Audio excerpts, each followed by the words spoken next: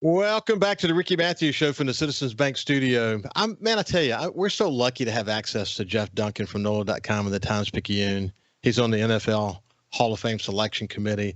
One of the pleasures of being president of NOLA Media Group and publisher of the Times-Picayune and NOLA.com was to be able to have the opportunity to work with people like Jeff. And for Jeff to join me on the show, and he's done so for over 3 years, every Friday, it's amazing. I love connecting with him.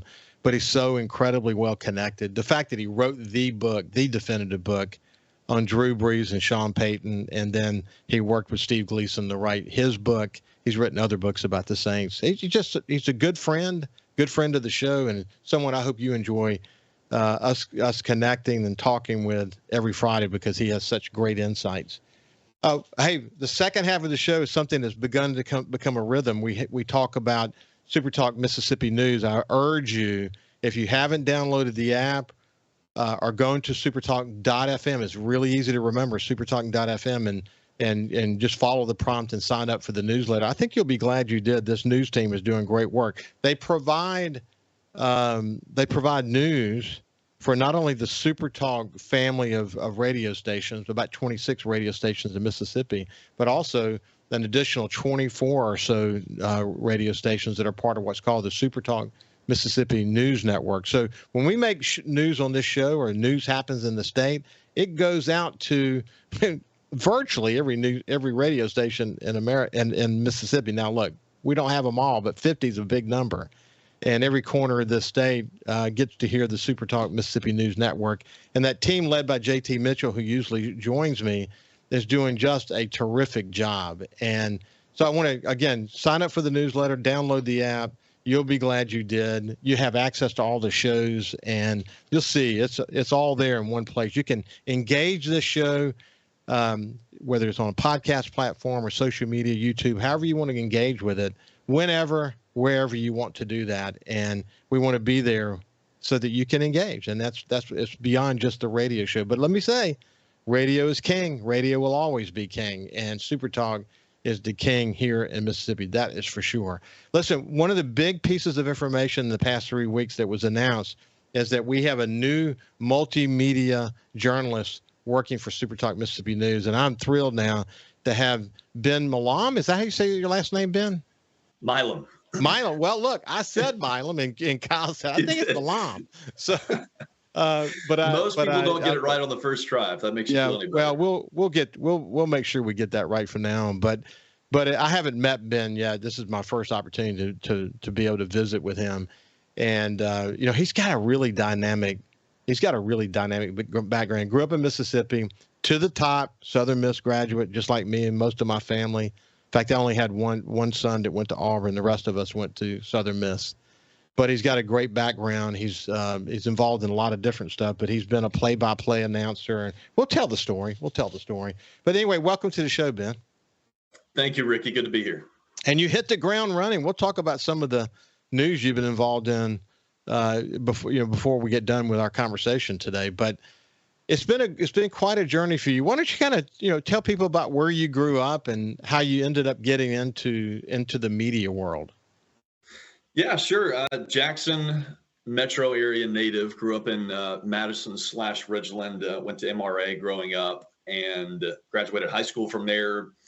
And it was, I think, kind of the beginning of the media thread a little bit. Was just my athletic background. I was an athlete in high school and went to Southern Miss to play baseball.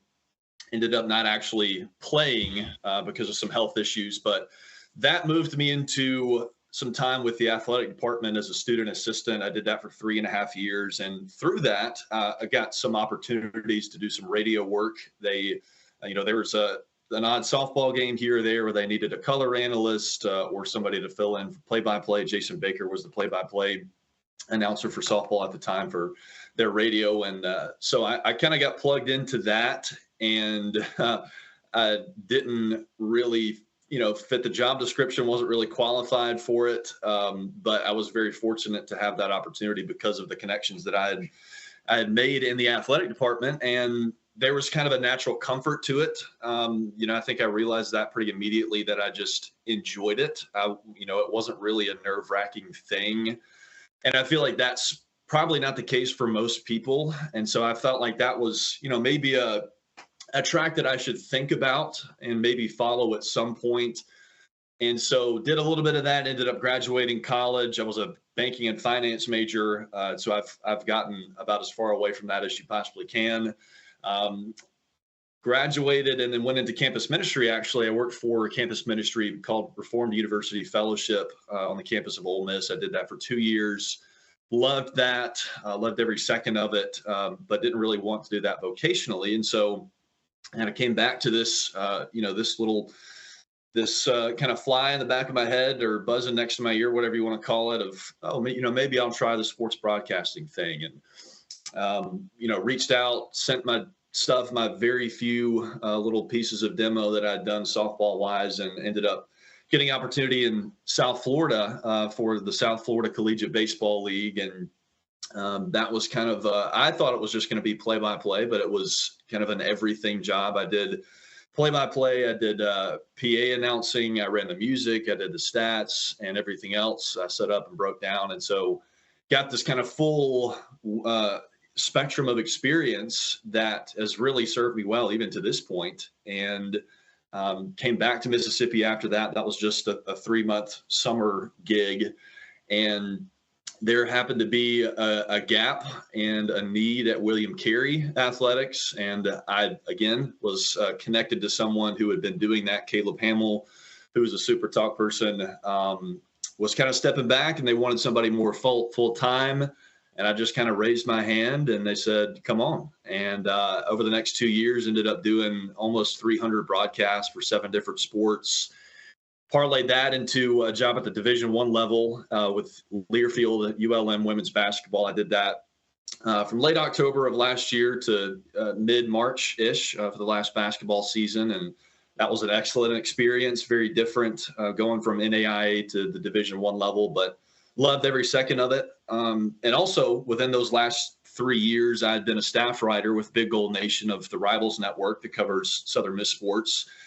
And so when this opportunity, the potential for this new position came up, when I was talking to Caleb Sailors, the other multimedia journalist, and obviously I knew, well, I guess we haven't mentioned that. I grew up with JT Mitchell here in the Jackson area, and they both kind of talked to me about it, and it just lined up perfectly because I had been a broadcaster.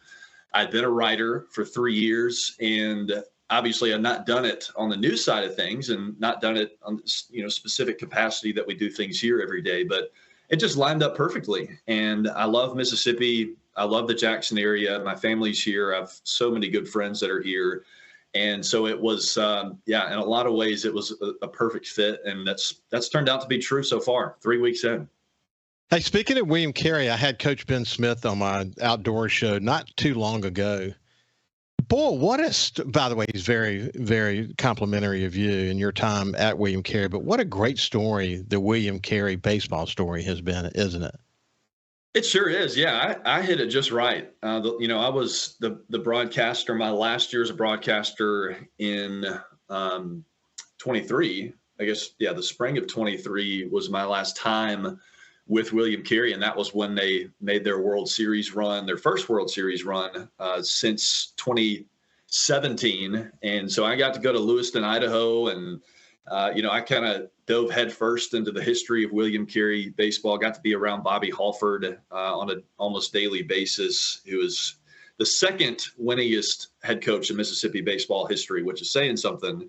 And if he sticks around for another year-ish, then, he's got a good chance of passing up Ron Polk. And being around that, just that level of success, consistent success, and being around guys like Coach Smith and Coach Ebers and DJ Poley, who was the athletic director when I was there, it was just a wonderful, wonderful experience. We were talking before we got on just about how many fantastic people are at William Carey, and Coach Smith is one of those. And it's funny. I graduated from Southern Miss and spent a lot of time in Hattiesburg growing up, but never set foot on the campus of William Carey, and just I had no reference point for what William Carey was, what it was about, athletics and beyond. And then got there, and it is one of the most successful NAIA athletics programs in the country, and that trend is only going up. And it was just, it was a pleasure to be a part of it. Well, William Carey as a university, we could spend a whole show talking about that. In fact, I had lunch with some of the leaders from the university here recently, actually, and we talked about the Traditions campus down here on the coast and what their plans are for that. And it's a private university, and man, they've been putting some big stakes in the ground around their medical school and pharmacy school and all these things that they're involved in. And they're going to continue to do that. They're very nimble. They're very responsive. They're reaching out to the community and understanding better how they can respond. But they are forced to be reckoned with in the state, and not just in baseball. So it's going to be fun to watch that. Hey, when we come back on the other side, we're going to continue our conversation with our new multimedia journalist, and we'll talk about some of the news that's been going on. How's it going with him? He hits the ground running. It's been 3 weeks. And it's like he's been here for a while. So we'll see what his thoughts are about that when we get back on the other side. We'll see you after this break. Welcome back. We have new multimedia journalist with SuperTalk Mississippi News, Ben Milam, right? Milam. I'll get it right. Cal programmed me wrong. Cal, shame on you. But anyway, Ben, it's a pleasure to spend some time with you and get to know you better. You do have a terrific reputation, and I know the team was really thrilled to have you joining the team. SuperTalk's a unique company. I mean, you got all these radio companies across America that have done away with local news and local personalities and all that and gone to sort of a national footprint. They're owned often by venture capital firms and so on.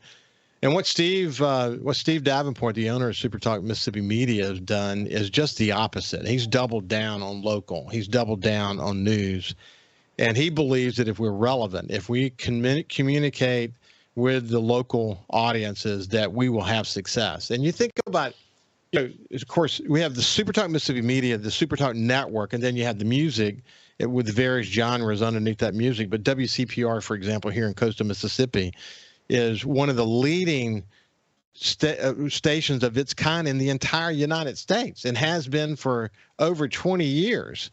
And you have some of the same people involved in that effort that were there when they launched that channel over 20 years ago, still picking out unique approaches to the music and all of that. They helped discover, in fact, specifically discover Three Doors Down and so on through the CPR Fest program they have every year that they have resurrected.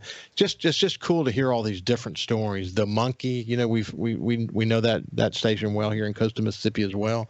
But it's fun to be with a company that's innovative. It's a small company. It's a nimble company, but they're really making a difference. I mean, what did you think about the company when you got here, before you got here, and sort of where are you today?